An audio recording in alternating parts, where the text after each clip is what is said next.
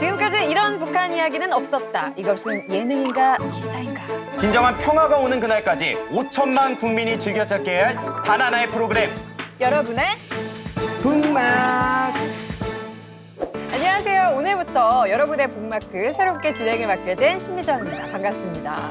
각오 한마디 좀 시청자 여러분들께 부탁드리겠습니다. 네, 한반도와 전 세계 평화에 0.1g이라도 기여하겠다는 어떤 그런 파이팅 넘치는 마음으로 네. 임해보도록 하겠습니다. 첫 번째 순서는 단박톡 시간입니다.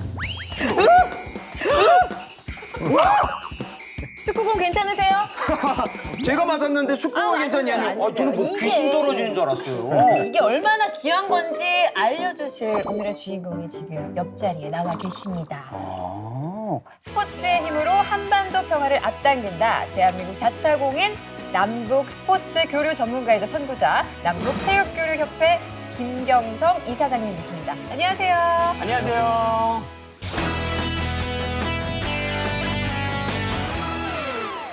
우리 이사장님 하면 빼놓을 수 없는 게 바로 이 남북의 청소년들이 같이 출전하는 국제 유소년 축구 대회거든요. 예, 그렇죠. 이번 달에 개최가 된다면서요?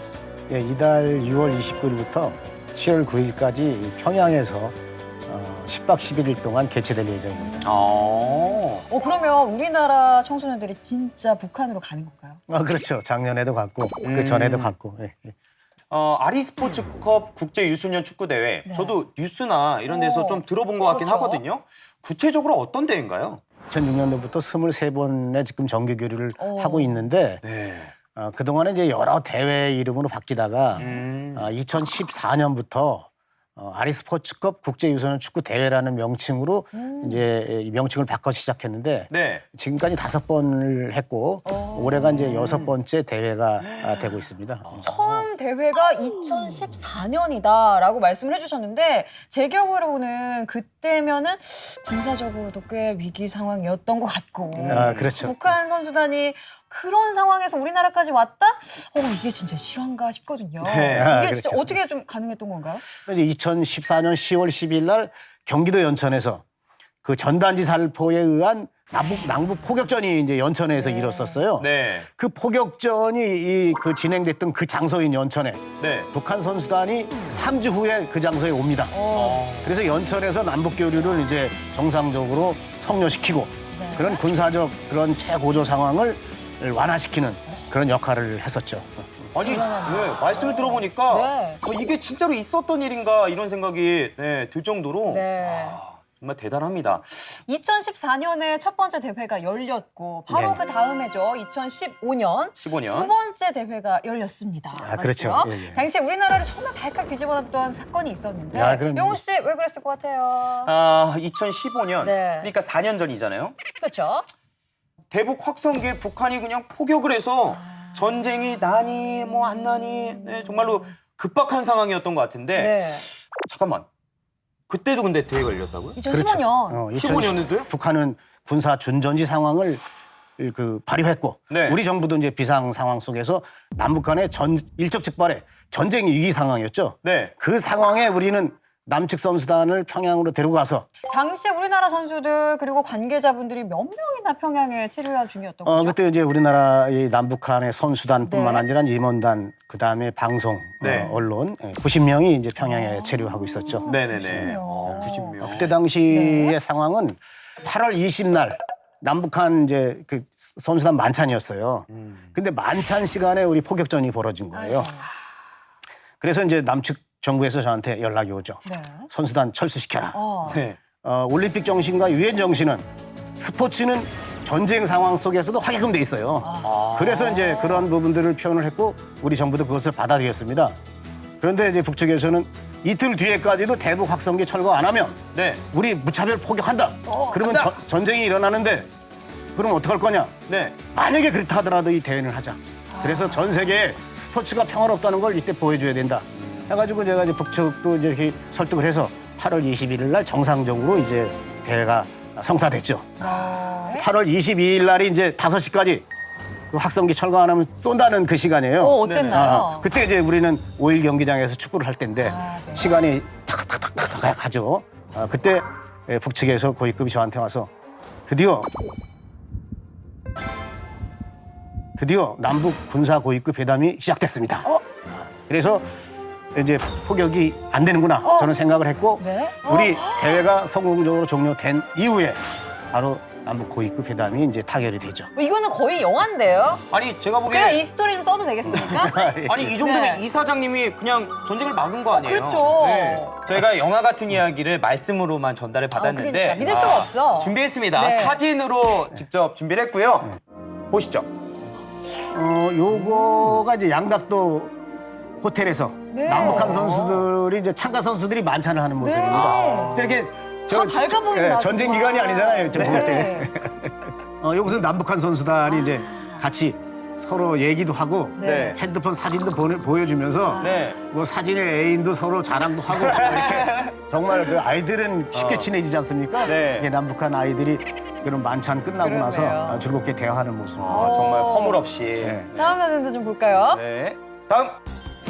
요거는 제가 이게 이제 누구예요? 그 1등 시상식을 하는 모습이죠. 네. 이게. 네. 아마 이 남북 역사에서 남측 인사가 평양 한복판에서 그것도 전쟁 위기 상황에서 시상을 한 거 이제 유일하게 처음입니다. 자, 그리고 나서 시간이 흘러 2017년이 됐어요. 예. 2017년에 12월에 예. 세 번째 대회가 열렸죠. 그렇죠. 용훈 씨, 네. 요 대회는 우리 남북 관계가 좀 어떤 역할을 했을 것 같나요? 2017년 잠깐만 12월이면 설마 설마. 진짜요? 진짜요? 평창 동계올림픽? 빙고. 진짜요? 빙고. 맞습니까? 예, 맞습니다. 어. 북한은 우리 정부의 노력에도 불구하고 계속해서 미사일, 핵실험. 그래가지고 2017년 11월에는 전쟁 위기 상황까지 옵니다. 그렇죠. 그때는 뭐 거의 전쟁 난다. 평창 동계올림픽은 안 온다. 이런 걸로 이제 결론이 났었죠. 네. 그런데. 그때 제가 남북한 지역에서는 이제 스포츠 교류가 이제 할 수 없는 상황이었어요. 네. 그래서 제3국 중국에서 3회 대회를 전국 훈밍에서 개최를 하면서 중국에서 평창 동계올림픽의 개최지 주인인 최문순 지사를 모시고 가서 북한의 고위급과 회담을 합니다. 그리고 정부와의 최문순 지사가 충분하게 그런 의논을 해서 북한을 정식으로 초청을 합니다. 그리고 나서 2018년 1월 달에 신년사에서 북한은 평창 동계올림픽의 선수단, 응원단, 고위급을 파견한다는 걸 전적으로 발표를 하죠. 그렇게 해서 2018년에는 무려 2번이나 대회가 네. 열렸어요. 8월에 한 번 열리고 10월에 한 번 열리고. 그렇죠. 네. 이게 4번째, 5번째 대회였던 것 같은데 네. 이 두 대회는 또 남북 관계에 또 어떤 영향을 줬나요? 그렇죠. 남북 교류 역사상 처음으로 육로 방문을 서로 우리가 방북을 하고 북측에서 방남하는 상호 방문 원칙을 실현시켰죠. 야, 이건 박수가 좀 나와야 될 것 그러니까 같아요. 육로. 네. 와. 그래서 2018년 8월, 작년 8월이죠. 네. 8월 10일부터 19일까지 9박 10일 동안의 서해선 육로를 통해서 남측 인사 160명이 평양을 방문을 했고 160명이나요? 그다음에 북한 선수단 90명이 네. 10월 25일에서 11월 3일까지 평양에서 개성으로 육로로 또 방남을 했죠. 그래서 유일하게 남북 간의 상호 방문 원칙을 실현시켰죠. 대단하네요, 정말. 제가 사실 속담이 하나 딱 떠오르는데 패는 칼보다 강하다. 아니요. 오늘부터는 축구공은 총보다 강하다. 이런 모든 일들이 근데 너무 놀라운 게 정부 차원에서 일어난 일이 아니라 정말 네. 순수하게 네. 남북체육교류협회라는 민간단체의 힘으로 이루어졌다. 이게 정말 놀랍거든요. 사실인 거죠. 그렇죠. 정부 간의 대화는 정부 간의 갈등이 있으면 언제든지 중단됩니다. 그렇죠. 작년 4월에 봄이 온다라는 우리 남측 공연단이 평양에 올라가서 공연을 했어요. 맞아요. 그때 우리 기사를 통해서 많이 봤을 겁니다. 가을이 왔다. 이런 것이 답방 공연한다고 이 남북 정부가 공식 합의했지 않습니까? 그러나 내려온 게 아니잖아요. 그쵸. 안 내려왔죠. 네. 그러니까 상반기에는 대화가 잘 되니까 뭐 공연단도 올라가고 농구단도 올라가는데 하반기 들어와가지고 북미 대화가 뭔가 진전이 없었어요. 그러다 보니까 남북 그런 정부 간의 대화도 이렇게 진전이 안 됐죠. 그러나 우리 민간단체가 추진했던 남북 유소년 축구 교류는 작년 8월에 정상적으로 올라갔고 10월 달에 정상적으로 내려왔다는 거죠. 그래서 민간 교류에 대한 그 교류는 정부가 대단히 중시 여기고 확대해야 된다. 모든 것이 중단된다 하더라도 실내에 있는 민간 단체가 추진하는 것은 남북 간의 대화를 연결하는 굉장히 중요한 고리 역할을 하는 거거든요.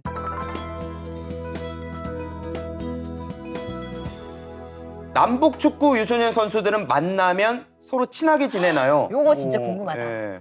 저는 개인적으로 이 질문이 좀 어떤 궁금했어요. 거요? 자, 요거. 축구 말고 남북 간에 교류하고 있는 다른 스포츠도 있나요? 그럼요. 2015년도에 우리가 남북 관계가 안 좋을 때 네. 축구만 한 것이 아니고 양궁도 했죠. 그다음에 마라톤 같은 것도 했죠. 그다음에 우리가 그동안에 탁구 같은 것도 이제 합동 훈련도 했고. 네.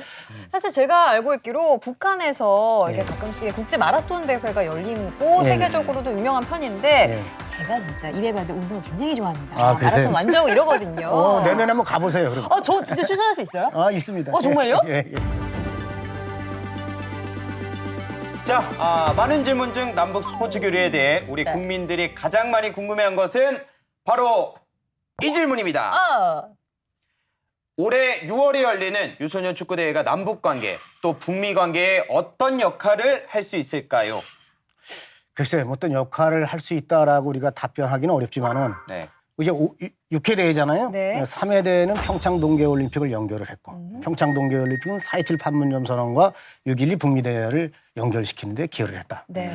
결국은 작은 유소년 대회가 그냥 유소년 대회가 아니라 이런 스포츠 교류는 대표적인 그런 효과적인 대화 수단이다.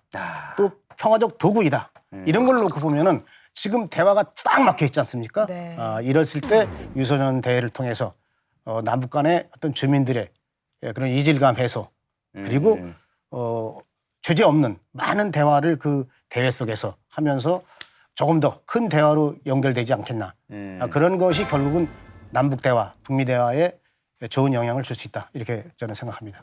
정말 얘기를 쭉 듣다 보니까 현실 세계가 어떻더라도 가장 순수하고 그리고 가장 뜨겁게 스포츠 정신으로 하나 되는 우리 김경성 이사장님의 역할이 정말 대단했다라는 생각이 들고요.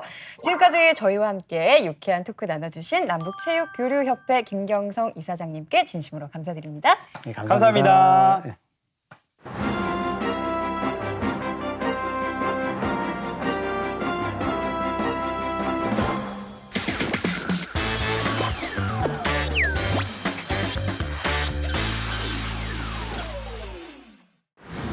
국내 유일 궁금한 북한 방송을 생생하게 전해드리는 북마크 TV 시간입니다. 영훈 씨, 네. 제가 오늘 처음 만나기도 했고 그러니까 네. 선물을 좀 준비해봤어요. 오! 과자네요? 과자입니다. 근데 제가 또 받기만 할 수가 없어서 저도 선물을 좀 준비해봤는데 짜잔!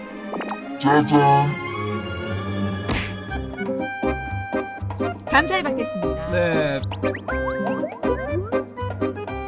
네, 간식을 괜히 준비한 게 아니고요. 도대체 북한 사람들은 어떤 간식을 즐겨 먹을까요? 사실 제가 생각할 때는 북한에는 간식이 다양하게 없을 것 같아요. 그래서 준비했어요. 북한의 특별한 간식. 지금 바로 만나보시죠.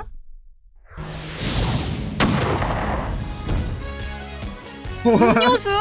뭔가 지금 또 더운 여름에 잘 어울리는 광고 같습니다. 음료 광고 같기도 하고요. 그렇죠. 우승의 순간을 떠올리게 하는 금컵. 금컵? 우승 트로피를 말하는 거겠죠? 안쓰럽고도 무게 있는 이름을 단 식료품이 예전하려고 합니다. 체육인 식료품점. 한국에는 없지 않나요? 오, 없죠. 이 북한 체육인들이 어떤 걸 먹나 볼 수 있을 것 같아요. 네. 여기는 공장의 제품 견본실입니다. 약간 백화점 식품 코너를 보는 것 같아요. 그러네. 과자, 뭐 사탕도 있고 이게 뭐예요? 특수 있게 잘 들었습니다. 안물상이네요. 우리 민족은 종류가 다양하고 그 가짓수가 많으며 맛과 향기가 좋고 비만 완화권? 어린이들의 키를 크게 하는 리듬껌과 방울껌을 비롯한 30여 가지 껌들을 꽝꽝 생산하고 있습니다. 생산을 시작한 첫 해에 10종의 360여 가지의 식료품으로부터 오늘은 30종의 1080여 가지의 식료품을 생산. 180개. 와, 하루에 하나씩만 먹어도 3년이 걸릴 것 같아요. 그러니까요. 우리 선수들은 하나씩 먹다 보면 그냥 올림픽 바로 출전하는 겁니다. 그러네요. 우리나라에서 제일 많은 정말 마음에 듭니다. 맛이 좋고 또 고인하다. 튀기 과자? 이거 어디서 많이 본 것 같지 않아요? 그러니까요. 네, 한국 거랑 똑같이 닮았습니다. 이 바삭한 식감 때문에 이 튀기 과자가 북한에서 최고 인기라고 합니다. 과자 작업반에 가면 홍당무 과자를 비롯한 기능성 과자를 폭포초 쏟아내고 있는 금지가, 음료 작업반에 가면 북한의 천연기념물 천연기념물 들쭉 음료도 있네요. 오, 기분이 즐겁게 해주고 있습니다. 오미자 사이다? 이건 한국에서 팔아도 기가 막히겠네요. 오늘 금컵체육인 종합식료공장이 맛 좋고 영양가 높은 식료품들을 꽝꽝 생산해냄으로써 우리 인민들에게 조선의 식료품에 대한 가슴 벅찬 지금 이 창고에 이게 다 과자잖아요. 맞아. 바로 여기에 있습니다.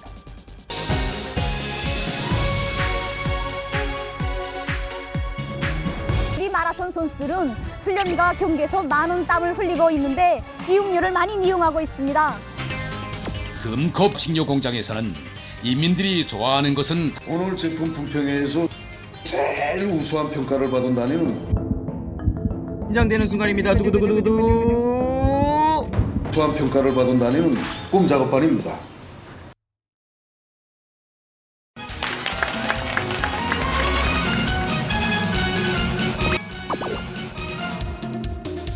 과육을 그대로 넣은 네. 그런 신제품이라고 합니다. 독특한 북한 식료품을 네. 보는 재미가 사실 쏠쏠했습니다. 맞습니다. 그런데 영훈 씨, 네. 열대 메기 같아요. 제가 매기를 닮진 않았는데 왜 그래요, 분위기 좋다가? 여자를 열렬히 사랑하고 대학 나오고 응? 당뇨증을 메고 음. 기술 자격증에 있는 1등 신랑감을 요즘에 북한에서는 열대매기 이렇게 부른다고 합니다. 줄여서 열대매기. 열대매기 같아요. 약간 들을 때는 굉장히 조금 의아했는데 뜻을 들어보니까 굉장히 좋은 뜻입니다. 괜찮죠? 네. 근데 북한에는 또 독특한 열대매기가 있는 거 알고 계세요? 글쎄요. 그대의 경쟁 상대. 도대체 어떤 맥인지 빨리 보시겠습니다.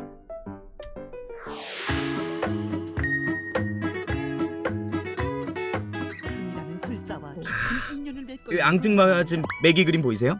양식장인가 보다. 맞아요. 메기 양식자인 것 같아요. 이 공장이 한 해 메기 생산량이 3,000톤이라고 하니 듣기만 해도 흐뭇했습니다. 연평균 원래는 300톤 정도를 생산했는데 최근에 좀 리뉴얼을 해가지고 네. 3,000톤 정도를 생산한다고 합니다. 메기 보세요. 어마어마하다. 와, 어머. 이 뭐 맥이에요, 괴물이에요, 뭐 외계 생명체예요. 이만한데? 제가 보기에 1m는 좋게 될 것 같아요. 우리 인민들과 군인들에게 더 많은 물고기를 먹이시려고 우리 온손이는 밤을 새워가시며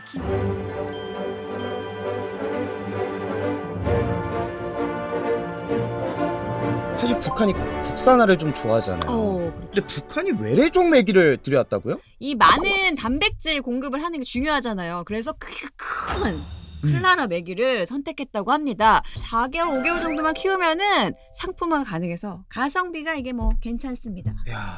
한시바삐 현장을 돌아보고 싶은 충동을 금할 수 없어 우리는 지난 1월 8일 알 끼우기? 이렇게 돼서 우리는 알짜는 모습도 보게 어머나. 됐습니다. 이게 뭐 하는 메기 거예요? 알을 짜요. 아, 이게 알짜는 거예요? 신기하다. 어머 세상에. 너무 많아. 어머. 징그럽다. 꿈틀꿈틀거리는 게. 일정한 기간이 지나 튼튼해진 새끼 메기들은 비유커덩으로 옮겨가게 됩니다. 수학적인 숫자로만 계산되는 바글바글합니다 진짜. 정말요. 물반 고기반이 저는 그냥 있는 말인 줄 물보다 더 알았는데 많은 것 같아요. 어린 자식 키우기가 이렇게 힘들지 않습니까? 같습니다. 큰 고기들 비해서는 좀 조금 한 줌이라도 좀 더 주고 하면 아닌단 말입니다. 그래서 소화불량이 오고 그래서 좀 새끼 고기 관리하기가 정말 힘듭니다. 고기 주기 1시간 전부터는 활발하게 움직이는 걸 보고 알 수 있습니다. 박수 치면 고기들이 온단 말입니다. 방송운동지다 무대 한번 쳐보십시오. 박수. 좀 쳐보십시오. 잠깐만. 에이. 와! 어머. 그래도 하면 옵니까? 말도 안 돼. 고기 먹기 전에는 있습니다. 한 마리도 쪽이 없습니다. 다 여기 와 있습니다. 지금 모기를 물고 상태니까 좀 미약합니다. 러력 절약형 양어, 몰 절약형 양어를 갈대대한 방해 방침을 받들고 양어몬 면적과 러력, 몰량을 늘리지 않으면서도 매개 생산 엄청 크네요. 진짜 크다. 진짜 크다. 와. 우와, 우와. 다시 봐도 오우 엄지척 진짜. 불길이 더욱 세차게 타오르게 되었습니다. 이렇게 말씀하셨습니다. 그러시면서 쌓아둔 메기가 이런 말 해도 될지 모르겠지만 벽돌 같습니다. 맞네요. 메기벽. 근데 김정은 위원장이 여기 메기 양식에 공을 굉장히 들이고 있다고 합니다. 리설주 씨도 같이 왔을 정도로 굉장히 애정하는 공간이래요.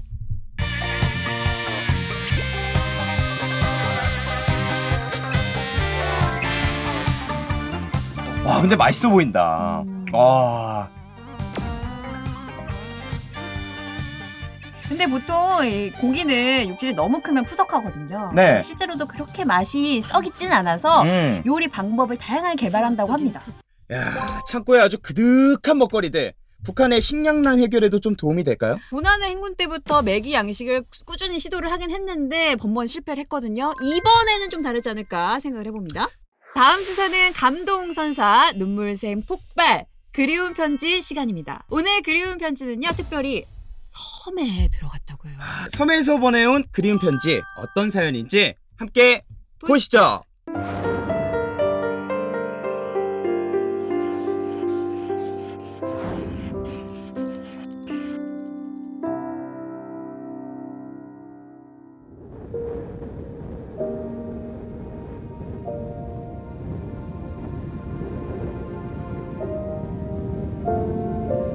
어머니 아버지 하늘나라에서는 누님페이죠?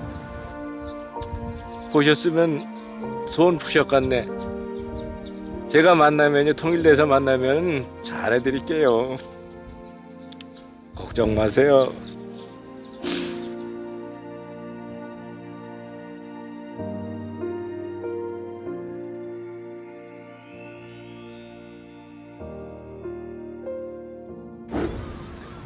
과거 피난민들이 고향을 그리며 살던 강화 교동도. 시간이 멈춘 듯 옛 모습을 고이 간직한 시장이 자리하고 있는데요. 오늘도 이곳저곳 바쁘게 돌아보는 유태선 이장님. 어이 어르신 안녕하세요.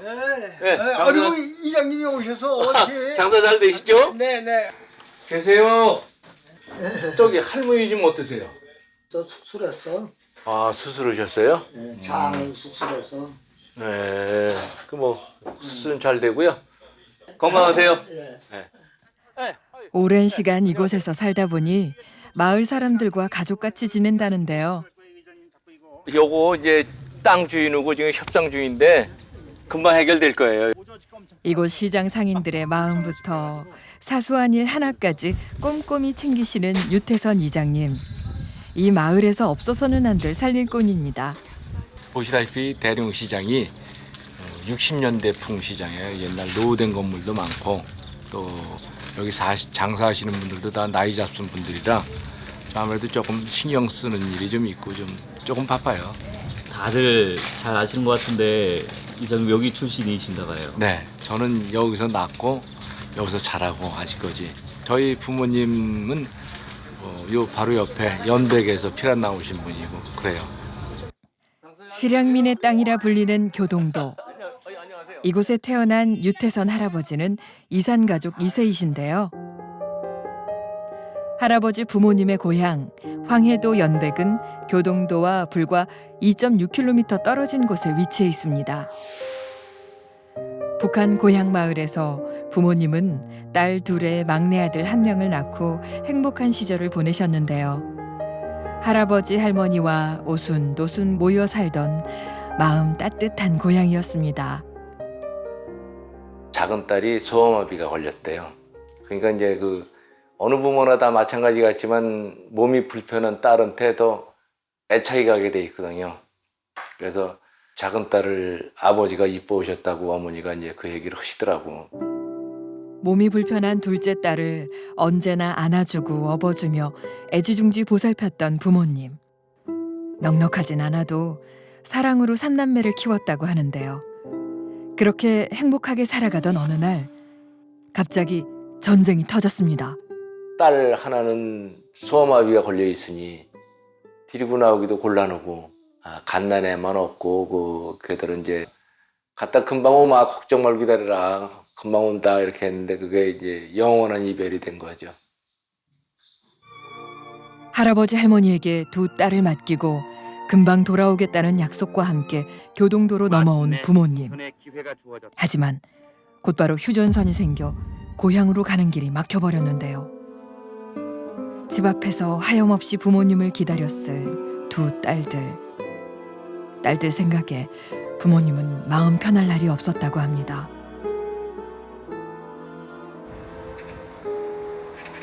고향 가까이 있으면 혹시나 딸들 소식 한번 들을 수 있지 않을까.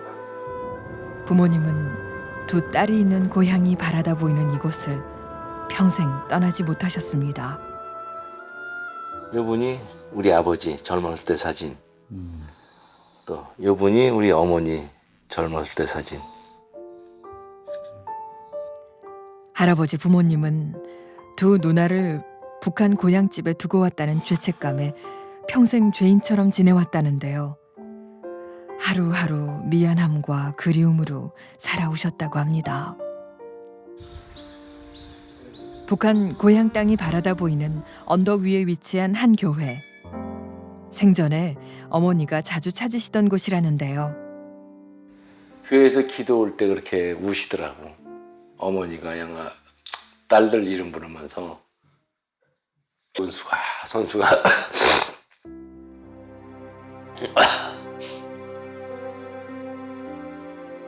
아픈 다리는 어떤지, 끼니는 제대로 챙겨 먹는지, 건강하게 잘 자랐는지 두 딸들의 이름을 목 놓아 부르며 눈물로 기도하시던 어머니. 고향에 남겨진 두 누이를 죽기 전에 한 번만이라도 만날 수 있기를 간절히 기도했다고 합니다.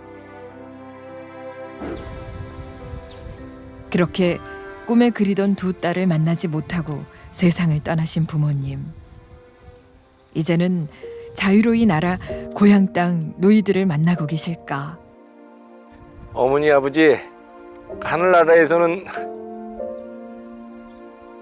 누님 뵈죠? 보셨으면 소원 푸셨겠네. 제가 만나면요 통일돼서 만나면 잘해드릴게요. 걱정 마세요. 누님 통일 그날까지 살아계세요. 살아만 계시면 돼요. 제가 찾아갑니다.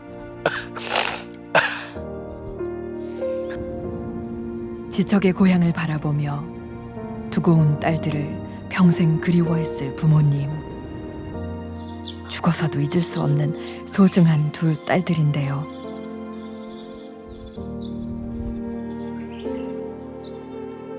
아빠가 잘못했다고, 엄마가 미안하다고 살아생전 들려주지 못한 이 말을 유태선 할아버지가 전할 날이 오길 바라봅니다.